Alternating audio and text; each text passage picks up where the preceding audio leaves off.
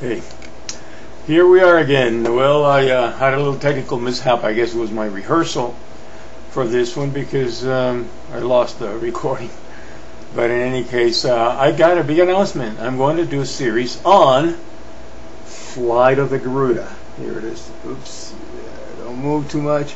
Flight of the Garuda, published by Wisdom Publications, translated by an outstanding translator, Keith Dowman, who has experience in the Dzogchen area, very highly qualified and learned scholar. And the reason is some of the comments that I received have encouraged me to do. I'm going to do a couple of things that are actually quite fun for me, and then maybe a couple of things I'm going to do. Number one, the most important, I'm going to do some series on direct introduction or direct pointing out of the nature of mind.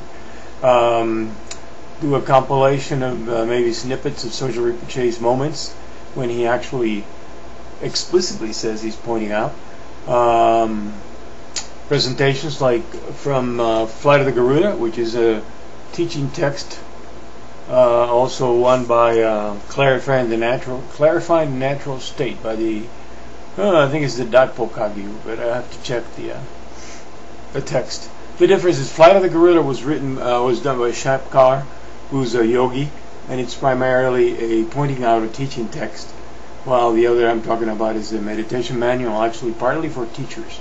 But there are 3 excellent chapters on pointing out and the dialogue between teacher and student. Now, you got to realize this is a rare, unusual, amazing opportunity, at least historically, unprecedented is maybe the best word. Why? Because in the past in Tibet, where these texts come from, originate, there was a secrecy about them to protect the uninitiated, because the people, if somebody heard it, and even now really, somebody hears it casually, they kind of go, what's that about? And they loses its power. So it's to protect you. However, because of the peril of the disappearance of Buddhism in the world, thanks to our Chinese friends, partly, and to the danger of the Tibetan culture itself disappearing, ending much reduced, as the Native Americans, some of whom still preserve the integrity of their holy traditions.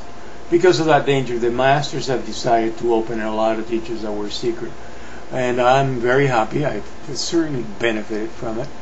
And this is one of those texts. I'm not teaching anything that's secret or prohibited, because here it is. You can buy it at Amazon, right? And they've allowed this because, again, they feel, well, you know, if 1 in 10 people that receive this seed bring it to fruition, that'll be the greatest gift in the world. Those then can teach others and others and others, and and so on, as they say. A sort of pyramid scheme of enlightenment.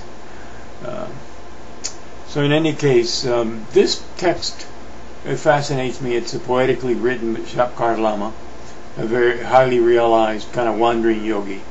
He probably looked like, a Jamaican Rastafarian with the dreadlocks, and going from town to town, performing exorcisms, giving people healing mantras, and going deeply into Dzogchen, the practice of Dhan meditation. He wrote 13 volumes in his lifetime.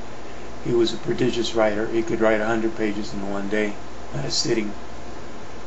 And some teachers are like that, and that material comes from, the clarity of mind, from openness. It doesn't just come from their little brains or something. So this is one of his first texts. Shabkar Lama spent 3 years in an isolated island. This island did not allow, boats were not allowed in it, so when it froze over, you could walk over the ice to the island, maybe 2-3 months out of the year, and the rest of the time you were isolated. So the yogis would go and bring a year's worth of provisions. Now imagine us trying to put a year's worth of frozen dinners and ice cream, and what they had was flour, dried beef, and the rest they made from the environment. So interesting that I've been studying Confederate Civil War history, and the Confederates just had a heart-rending time subsisting sometimes on shrubs and worms, and there was one captain, a dedicated captain, who said, I think he was a professor in the university before he was a captain, he says, isn't it a wonder that I have gained 12 pounds eating worms? Because he had a real love for his cause, even though it was a sadly mistaken cause. In any case, you can live on that. It's pure protein. So no, I don't have any worms in my freezer. I've got ice cream and frozen dinner. Same stuff you've got, I suppose. So in any case, Shabkar Lama wrote this in retreat during his 3-year retreat.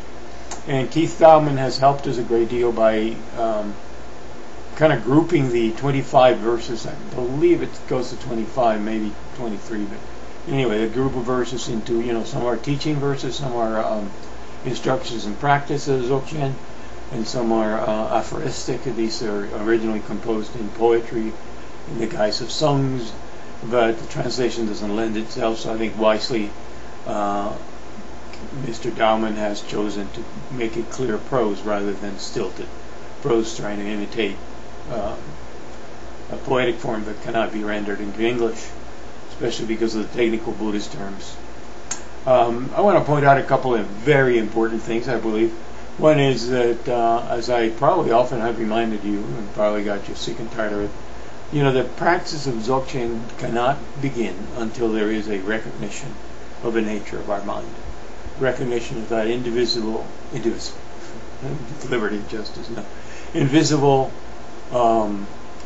empty, not solid, that, as the Vedantas say, that which sees through your eyes and hears through your ears. You're not the seer, or you are the seer, you are that. But you want to ascribe that to some kind of concrete entity, either in your body, or in your thoughts, or in your memories. And you make that the self.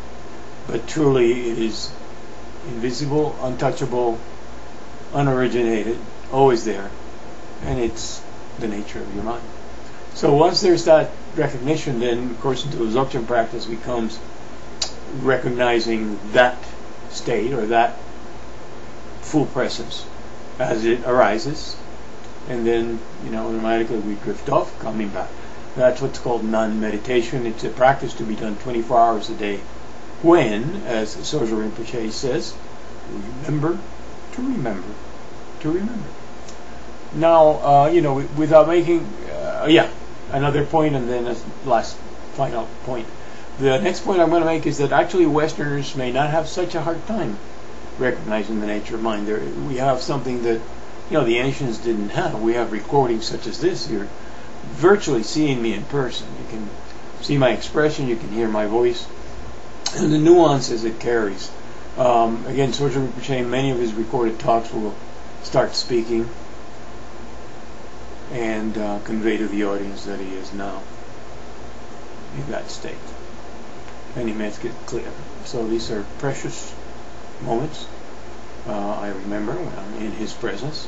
That happened for 20 minutes. People were confused, and after he was silent. He was silent for 20 minutes. Then he clapped. And at the end of the session, I could hear people saying, what did he say? Did you get any notes? I don't have any notes. They were missing the point if they wanted to have notes or intellectual content. He had shared his presence, his being. And that recognition is what brings the recognition of mind. Not thinking, logic, analysis, all that stuff. Now there are the, concrete practices or preliminary practices that clear the way, and you should continue. I call the name of Amitabha, I practice Poa, I do yoga, sometimes I follow the breath if I'm a little agitated, because this clears the way to this Dzogchen state. So don't underestimate the Nongdor. Bodhisattva vow,